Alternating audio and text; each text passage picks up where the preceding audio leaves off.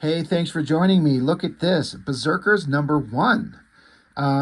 I have reviewed issues 2 and 3 already, but the reason that they're out of order is because I was reviewing them in the order that I actually was able to find them. I didn't know that this series actually existed. I'd seen them pop up in Youngblood #2. There's just this team of characters that shows up and starts screaming and fighting, and we're wondering why they're here when we've got a whole, I don't know, what, 12 members of Youngblood to get introduced to, and now we're getting introduced to Prophet, now we're getting introduced to the Berserkers. It was just a big clusterfuck mess. But I kept hearing that there was going to be a Berserkers miniseries or something, and I never ever saw it for years and years until just recently, and I was able to get the issues in hand. First one I got was issue 2, reviewed that quite a while ago, and then got issue 3 not too long ago, and then finally saw someone online had issue 1. Had to get it, had to see how this thing started. Things aren't any better. Things aren't any prettier in terms of good comics. And I say this a lot, and I want to make sure I say this again for those out there that might watch this and get pissy with me because I'm going to shit on their favorite book. I'm not talking anything personally insulting about the human beings that make the comic. I have nothing negative to say about Dan Fraga as a human being, or the inkers, or the writers, or anything like that. I'm just talking about how this book reads, the storytelling, the art, and how good or bad it may be. And some people take this shit super personally. They get really offended when someone like me will come along and be like, okay, this is ridiculous, and I'm going to show you why. And then I start making fun of it and start having a good time and just kind of riffing on it and just going, having a little bit of a silly little moment with it. Some people get really personally insulted and start sending personal insults to me. And that's fine. Please do. Go right ahead. I do not care. But, these things, they're out here for us to objectively discuss. And that's what we're going to do. Dan Fraga, who penciled this, he is 22 at the time, according to this book itself. So just a young kid. And, he's clearly got some talent. He did the Bloodstrike miniseries, which he's certainly gotten a lot better here than he was in the Bloodstrike series, in my opinion. In terms of the way he draws things, he's certainly got an eye for detail, things like that. He leans into a more silly kind of cartoony vibe. You couldn't really see that in the original Bloodstrike miniseries. It looked like it was just trying to do as close an approximation of Liefeld as you could possibly come up with. But it seems to me like he's got kind of a sense of humor, and he's trying to have a little bit more of a cartoony, silly vibe rather than the dead seriousness of some of the other artists that were out there at the time. And that's good. It's interesting to have kind of a different take on things. But as is the case with issues 2 and 3, the storytelling in this is just awful. It's just the worst. And it doesn't make any sense. And so I kind of attribute that somewhat maybe to the writer not giving clear scripts or clear direction, or maybe he gave too much freedom to the artist who hadn't developed really good storytelling skills yet. It's hard to say, but it's just awful. Having read this now, the basic premise I kind of get. It seems to have an intentional goofy vibe to it. Like and sometimes it feels like they're trying to make us take it so seriously, but it also has got this weird kind of dark, sarcastic humor to it, sort of. It almost feels like they're trying to do like a story you'd see in like Heavy Metal, that magazine. Something like that. It's a space-based science fiction alien world, bunch of crazy weird monsters and characters, and there's death and horror and drama and action and blood and guts. All of that sounds kind of fun, but if it's not executed very well. It's not going to be a very enjoyable comic. And to me, it's not enjoyable at all. Some people, again, you might love this as something that you read as a kid. It might be your most favorite thing. That's fine, you know.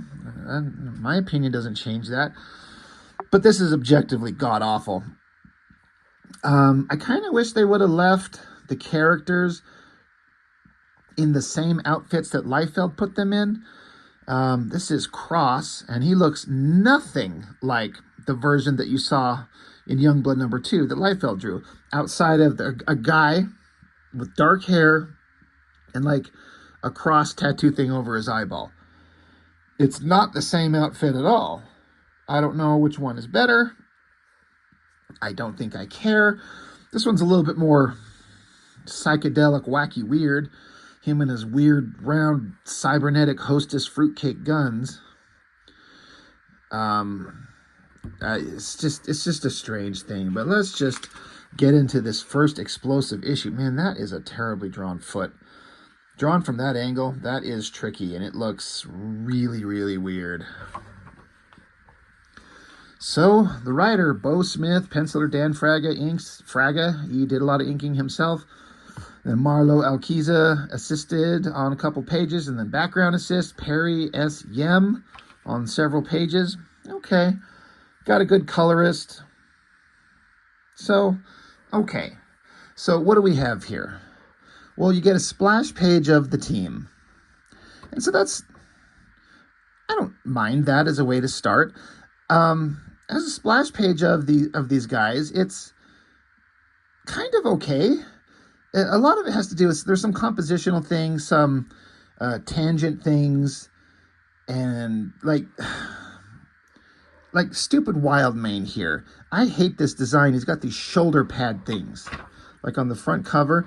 They look like big black nails. Like, you see if I put my thumb down there?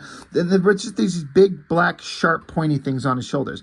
They don't do anything. They don't serve any function. They're just things on his shoulders because they quote unquote look cool. I assure you they do not look cool, especially when this guy's folded up like this. It looks like a little evil villain's mustache kind of thing. It's really stupid. But the overall basic-ish composition of this shot, of the team, and they're all kind of going from left to right, it's kind of all right. The girl here, it took me a second looking at her to figure out which way her shoulders were twisted, if like her right arm was coming forward this way, or if this was her right arm in the background, which is how I read it at first. But that's her left arm, this is her right arm. And so this technological armor gear that she's wearing and the shoulder pad things, it kind of throws it off. Once you see what the figure is supposed to be doing, it's actually not bad. Stupid cross back here, jumping, flexing, pointing his stupid round oval guns. That's fine. You got the big strong guy back here. The tangent problem is when I first saw this, I thought that this big guy had this girl in his hand. That is terrible placement. Like, move her over here, down here. I don't know. Don't put 50% of her behind this guy's big fist and then have her body coming out right where his hand is balled up. I thought he had a grip on her, but she's just flying. So, okay, whatever. Not great, but not bad. Just not great. So it says, Berserkers, maximum freedom fighters in a battle with the all-dominating dictator of evil, Darkthorn. The best infighters from across the universe join together to shove the final knife of justice into the back of Darkthorn's legion. I'm just reading that verbatim. As I read this entire book, I think I've said this before about these books, I'm like, I feel like this is something my 12-year-old son would write. Trying to write what he thinks is his cool shit for a kid who hasn't really experienced or read a lot. It sounds like something that he would write. And if a 12-year-old actually wrote this, that'd be awesome. A grown-ass man writes this, and it's embarrassing. All right, fuck yeah, roll call. Everyone of the team members, they stopped fighting. They were in battle, because it says they were. It doesn't show battle. It just shows the destroyed city and them just running through it screaming, and they stopped to get their pictures taken. And so now I didn't know anything about these characters. Issues 2 and 3 didn't really tell us anything. So this is a chance to get to know these characters. So it starts off with the big strong guy in the background. Greylor, a massive powerhouse of strength and endurance. Of course he is. Displays an incredible will to never give up. Of course he does. On his own planet, he's a great religious leader for a race of great warriors. Oh, okay. It is their belief to protect the weak against the forces of Darkthorn's evil. Naturally, he is a missionary for his people. Sure, that mission is to rid the universe of the defilers of right, and to do so with extreme prejudice. Greylor is mute. Teammate Psystorm can speak to him mind to mind. So I didn't know any of that about this clown, this big, dumbass, monstrous creature. He's an alien. He's a religious nutball. He can't talk. Okay, sure, that's a character. Kick it over to here. Psystorm, the hot girl here with the giant jugs. Psystorm is from the planet Passive. Okay, their race is known throughout the universe as the most beautiful and most intellectual. Of course it is. Psystorm's mind powers have little boundaries. Although lacking super strength, she is possibly the most powerful member of the Berserkers. Really? That is not put on display anywhere. Holy shit, I didn't know that. Most are caught unaware by her beauty and good nature. She, too, is truly a warrior to be highly regarded. Okay. This is her hand on top of stupid cat guy's head. That is so goofy looking. What is she? Is she just petting him? It's really dumb. You got the girl with the mohawk, Hatchet, a warrior of incredible status and ability. Her past is covered in a mist of question. Wow, that is just worded so stupidly. But of course it is. There's always got to be the mysterious character, right? Her full background has yet to be fully unfolded. Right, it's because no one knows what it is. No one's actually written this character. Her main weapon is her powerful battle axe, which she enjoys using on her opponents. Her axe was forged deep within the mountainous regions of Decay. She has little tolerance for those unwilling to fight. All right, well, she sounds like an angry bitch with no history. Well, that's fine. We gotta always have the mystery character. Cross, the hardline leader of the Berserkers, the ultimate fighter in human form. No weapon made is a stranger to the hands and mind of Cross. Cross has the ability to take great pain and dish it out upon others. The first guy you want to see at your back in a fight, and the last you want to see if you're on the wrong side. Well, isn't he an ultimate badass? This is the group of the coolest people ever to exist in the history of ever. And the way that you demonstrate that in your storytelling is to tell us, not show us, right? Isn't that what it is? Tell, don't show. Just tell me they're awesome, and then they are. The final character, Wildmane, ferocious and cunning. Few in the universe can compare with his incredible agility and speed. He has fantastic tracking powers that he conduits through his senses. What? A master at hand-to-hand combat. He and Cross have been best friends for many years. They met a long time ago while imprisoned by Darkthorn. He carries a heavy dose of revenge in his heart for Darkthorn from a tragic act of evil from his youth. So this is some of the most cliche nonsense you've ever read. But it feels like something that could be in a heavy metal comic if it had some like really good dark art and they leaned into the violence and the sexuality of it. There could be something there.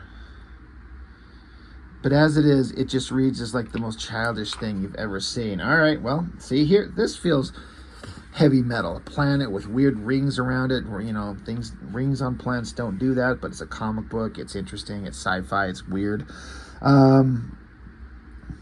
Warlog 12/17/54. We had a lead on Darkthorn. We had just beat some info out of one of his goons. There was gonna be a war council meet on the planet Savageon. Jesus. All the major players were gonna be there. The blood-stained words of the goon had it that Darkthorn himself was gonna be there to head up the meet. Somebody's meat is up their head. This was a party that the Berserkers had to crash. Savageon is the crap hole of all planets. The climate is always changing for the worse. Nice and warm one minute, a raging blizzard the next, searing heat, typhoons, earthquakes. This place is the weatherman's wet dream. It quickly became our nightmare. We were set up in a major way. New members of Darkthorn's Nasty Boys were waiting for us. The half-human, half-plasman cyborgs known as the Plasmantics. They gas-slapped us as soon as we came out of the portal, and when we woke up, we had been shoved hard and deep in this piss hole of a prison. Black rot. Somebody actually wrote the words, shoved hard and deep in this piss hole. That'd make a great title for a comic book. Shoved hard and deep in a piss hole. So then you got, I guess, the strong guy. Big round shape of muscular mass. Basically says that he's shackled, and the more he pulls on these things, the greater reverse force it exerts on him, and if he pulls too hard, it'll eventually rip his arms out of his sockets. Then we get down to Psystorm, the super hot, beautiful babe that's the most powerful member, that was like flying from behind in his hands and is sitting here with her hand on his head there.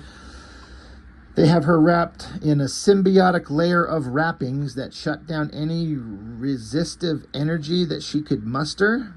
What does that mean, resistive energy? Her plasmantic guard took perverted pleasure in juicing her with charged up nerve blasts. So they got her wrapped up looking like in like this silver lycra looking material. She looks like Void from Wildcats, and this monster guy is just like zapping her and drooling all over her. And then you got the girl Hatchet. Was a different story. A regular cell and shackled enough to make sure she couldn't escape. The Plasmantics had left her alone. No rough stuff. In fact, they were very careful about the way she was treated. Hatchet wasn't into pain or anything like that, but she knew it wasn't a good sign. Characterization. So now we got Wildmane and Cross. Wildmane and I were in the lowest pit of Blackrot. Our plasmantic guards came in every hour or so to check on us and to take a few painful minutes to remind us that they were in bad moods. We could do without this kind of room service. Oh, it's clever. So they're talking to each other.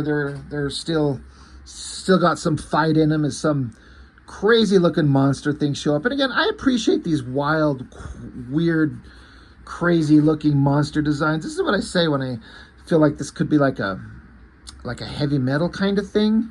These monsters kind of look like something from that, and in that sense it's kind of fine.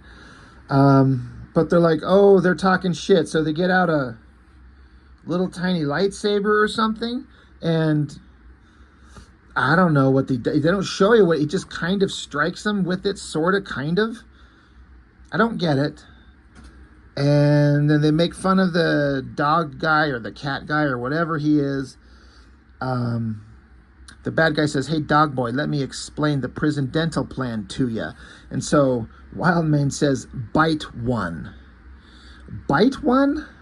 And they're like, bad dog. And they smack him. And they sit there and start talking more shit on him. So our heroes are chained up in prison. They're captured. And they're chained up, and this is how we're introduced to them, which is not, I guess, a bad way to start. Like, we're just kind of jumping into the adventure. They're a team already. They went on a mission. They're trying to fight these great evil forces. They got captured. They're in prison, and this is where we're introduced to them, where they're all getting the shit beat out of them. Cross is saying, you two will be the ones I kill first. I promise you that, close up on his eyes. And then it just shifts over to someone, and so, oh, look, there's a predator. And I feel like this guy's design is supposed to be something familiar. So there's a lot of like in-gag joke visuals like this, which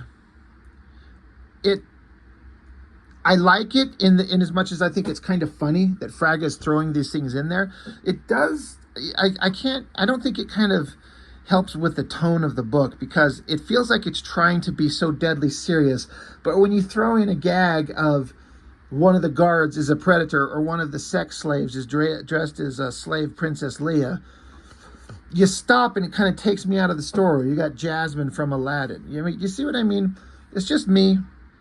I appreciate the sense of humor, but the vibe of the book is trying to read so earnest and serious. It just kind of doesn't mesh, in my opinion. But they're like, Moab, Tyrus has been waiting for you. He doesn't like to wait. So whoever these soldiers are, they're afraid of whoever this guy is that's walking into the room. I do not understand why the Predator is doing like a dance move right there. Anyway, he goes into this room.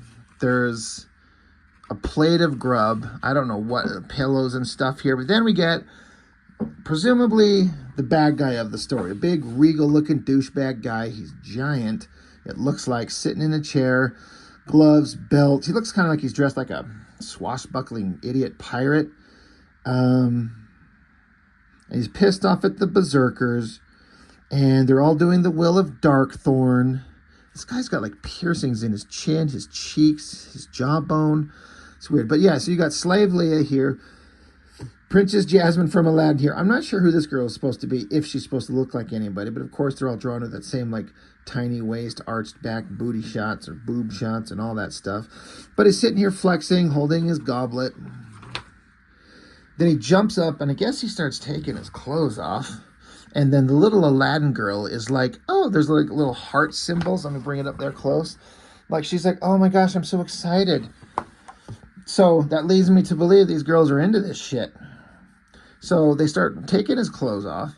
They're trying to search for people. We haven't been able to find it. They're looking for a way to teleport off this planet. They call it the shoot port. Which is like the dumbest name for a teleportation, like a device. Shoot port. I see it and I keep thinking it says poop shoot. So that's what I'm going to call it from now on. We haven't found the poop shoot. We're going to send more scouting parties.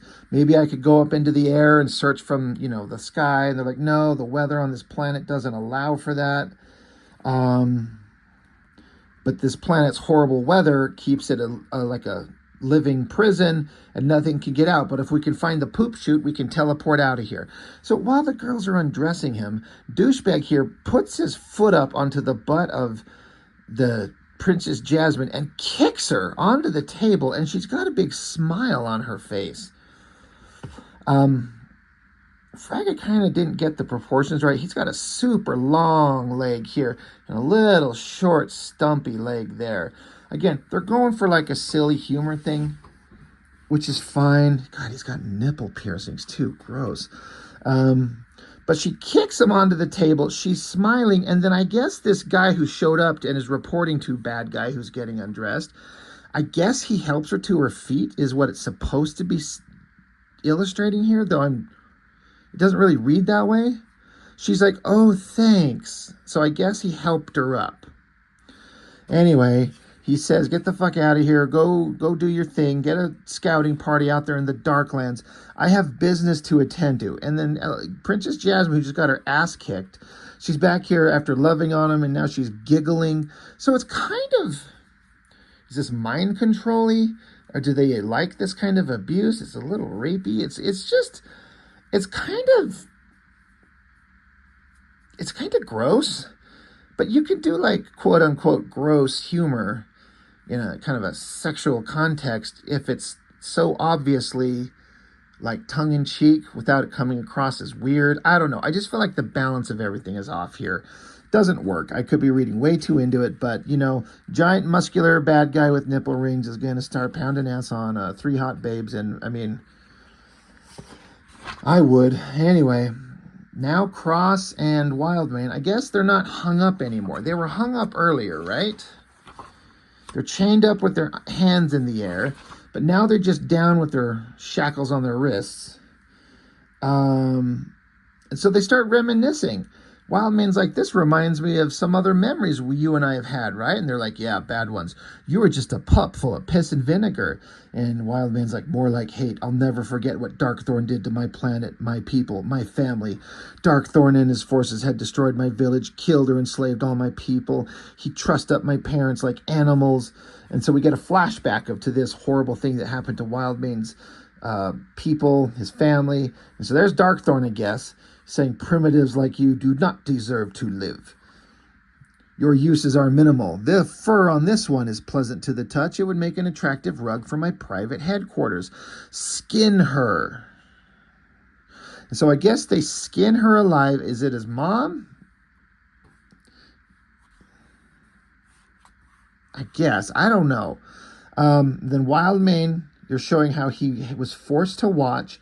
He screams, psychotically insane, and it says, they made me watch. That was the last time I cried. So, you know, it's a horrible situation, but it's in a comic that's this silly. It's hard to take it seriously. Then we get a reverse angle on them, and they're just sitting around with their arms shackled. Now they're just like sitting comfortably on the floor. There's some dude in the room and some skeleton hung up there too. So there's just a guy that walks in the room. He's like, excuse me, I need to talk to you. Cross says, so talk, we're not going anywhere at the moment. This guy's like, you're known as one of the Berserkers. He's like, yeah, it's no secret. Who are you? He says, I am Dio. I am the captain of the Gramlon Legion. My group was ambushed and captured by Tyrus and the Plasmantics 3 servo moons ago. I am all that is left of my legion. Tyrus killed the others for sport. Darkthorn has placed Tyrus in charge of this dreadful rock to oversee the captives of his wars, and more importantly, find control of the poop chute. They're like, the poop chute? Spill it. It's like, the poop chute is a multi-dimensional portal created by the ancient race that once lived on this planet. It is said the poop chute can transport parties to an interweb of desired landings by a thought process link with the portal. To control it would be to control all universes, everything.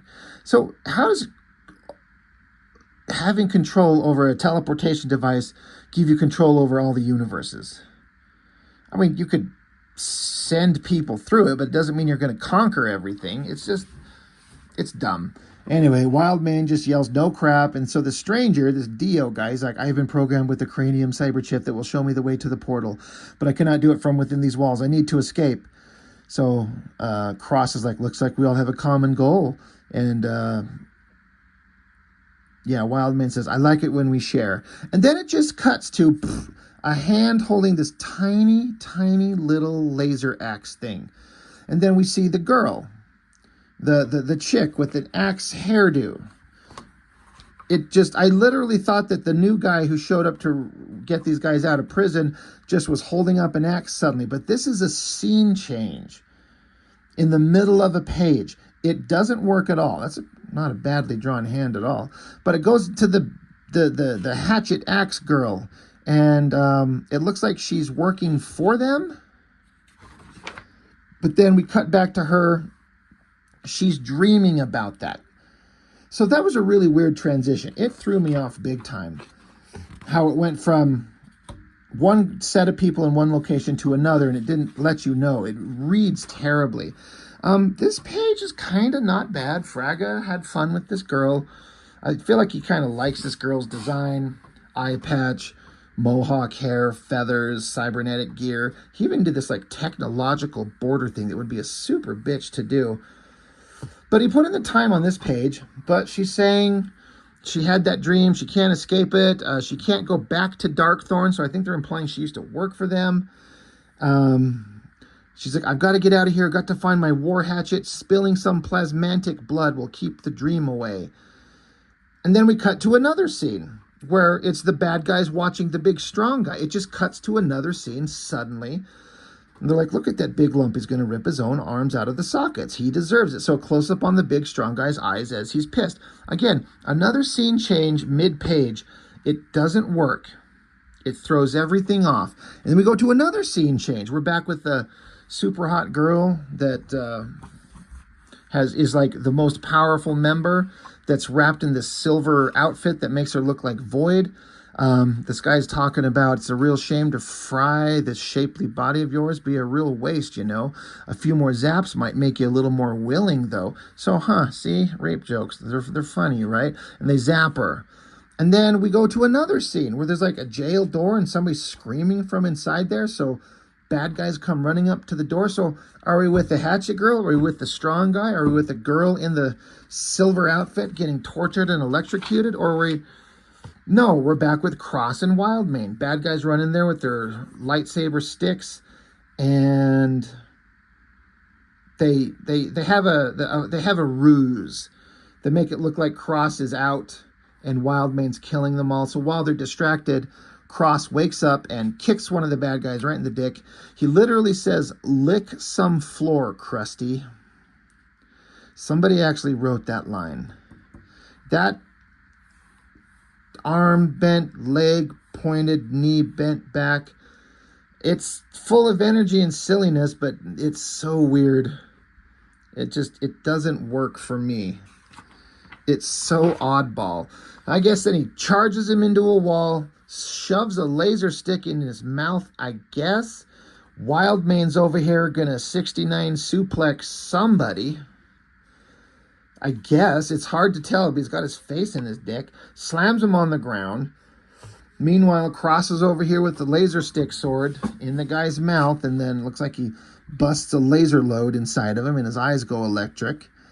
And then the guy who showed up to set him free, Dio, whatever his name is, or whoever he is. I've got the key device. Let's get the hell out of here. We got to bust our friends out of other cells.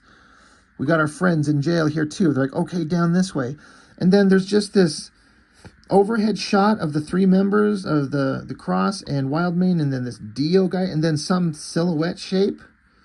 Who, what, why? I don't know. And then this was confusing. There's two panels of two guys just sitting here, and then there's a panel with a cigarette just floating in the air. So I had to go back. I'm like, well, what? Who did what? I think the idea is supposed to be there's two guards here, and one of them's got the smoke, and someone is so lightning fast, they just blasted him out of the way. It doesn't show it in any way, but it hits him so hard that the smoke that the guy had in his mouth is still floating in the air as they get blasted away. I guess. It's super not clear. And then the hatchet girl's with him. Well, I'm like, what? Well, where'd she come from? Well, they're saying that they have to go free their friends. I don't know why there's a silhouette of somebody, something there. And then this two-panel bad guy removal thing. But maybe Hatchet Girl was in that jail cell, and then they just didn't show that they freed her. She's just with them, so you're supposed to get the implication that she's freed. So now somebody's beating the shit out of somebody's. I don't know whose the hands are, if they're good guys, bad guys, who the bad guys are. And now the team keeps running, and now the strong guy's just there. There he is. I guess they got him. I guess. It doesn't show you. It doesn't even tell you. He's just there.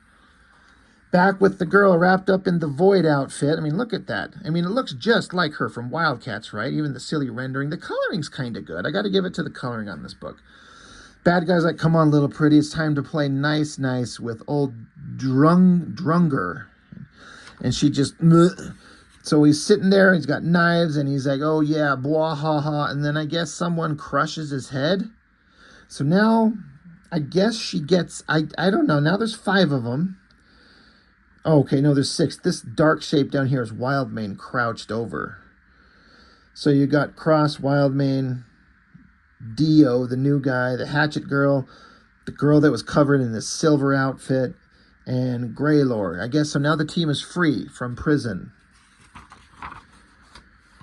So then they're walking through the bodies of guards on the ground. It looks like a Return of the Jedi Gamorrean guard, I think, and then it looks like Snake Eyes.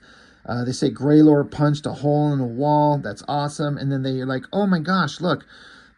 What happened, oh, okay, I see. This is supposed to be somebody that's like secretly following them. That's the bad guy that was on the previous page. I get it. This storytelling is awful. But our heroes bust into a room and their collective breaths were taken away. Mine too. Look, this is the first time we see the girl that was wrapped in silver. The girl that was wrapped in the void outfit. Besides the first 2 pages where she's up there in the background and then she's just standing there, the entire time, anytime we've seen her, she's wrapped in this silver outfit. And so now she's just here. Does she have the bandana on and the weird little earrings? The entire team, she's wrapped in this silver outfit. It's so confusing. It's ridiculous. They should show her putting that shit on or have nothing on except the bare basics, and she has to now gear up now that they're in the weapons room. But the team walks into a room and they're like, oh my God, weapons. We need weapons. So somebody grabs like a little tiny lightsaber. You know, it took me a second to stare at this to understand what I'm seeing. It is so poorly done. But that's Greylor's giant mutant thick fucking dumb looking hands grabbing a football helmet that he's going to wear. And then somebody puts on a coat. I guess out of all the weapons, he wanted to put on a jacket, close up of somebody's eyes. And then this gun is pretty well done. Like, Fraggett went to town on all the details and all the little gun gear. But you see how big this hand is. So this gun is just this little tiny little thing. So it's both impactful and huge, but also little tiny and stupid. You know, you got to give it to Liefeld. When he draws like a big gun in your face, he puts a big gun in your face.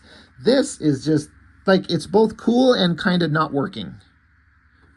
But you put in a lot of effort to draw this weird little laser gun, space laser thing. And then the entire team stops and takes a selfie. I swear, if you just put like a picture of a phone in his hand right there, it would be like they're all standing there to take a picture. It's just dumb. I mean, Greylor's into it. He's smiling. Cross is trying to look tough. It looks like Hatchet is just sick of this shit. This is stupid.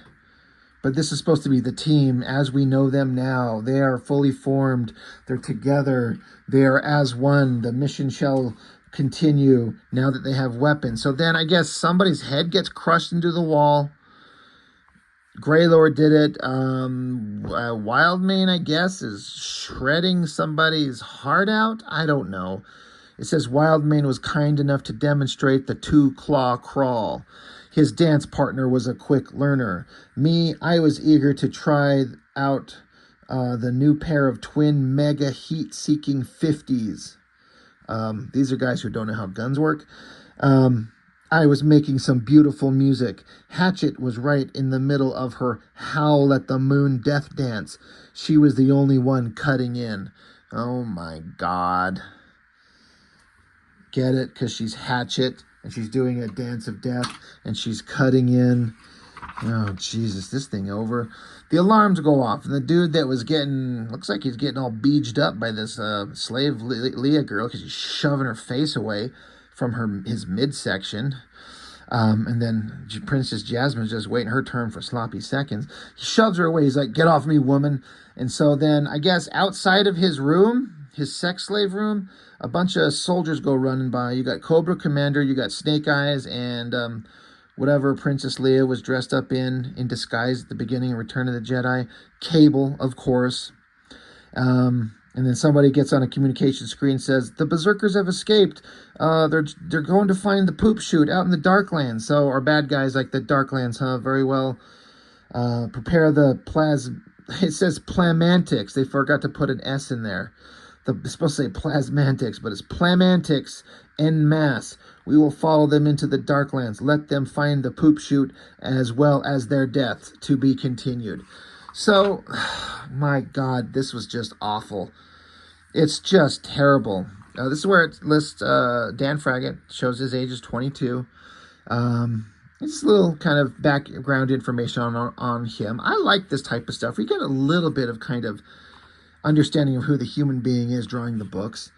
So that's kind of cool. Different books that were going to be on sale. Wet and Wild Riptide. Yeah. Spawn, Wetworks, Youngblood, The Toys from McFarlane Toys coming this fall. I'm sorry, this book is just the worst. It's just awful. You know, um, it's no secret. I didn't like it. The concept is interesting.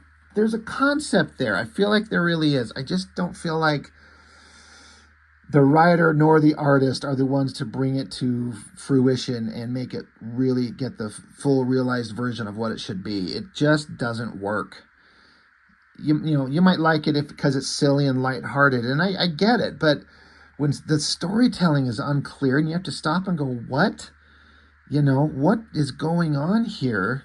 If I can see a 12-year-old kid just flipping through this and seeing the silly jokes and the hot babes and the big muscular guys and the blood and the guts and the monsters and just going, this is awesome, this is badass. I get it, but it's just dumb. Anyway, once again, I didn't think this video would take this long to go through, but I keep having so much to say. But that's all I've got. Thank you for watching. I appreciate it. See you next time.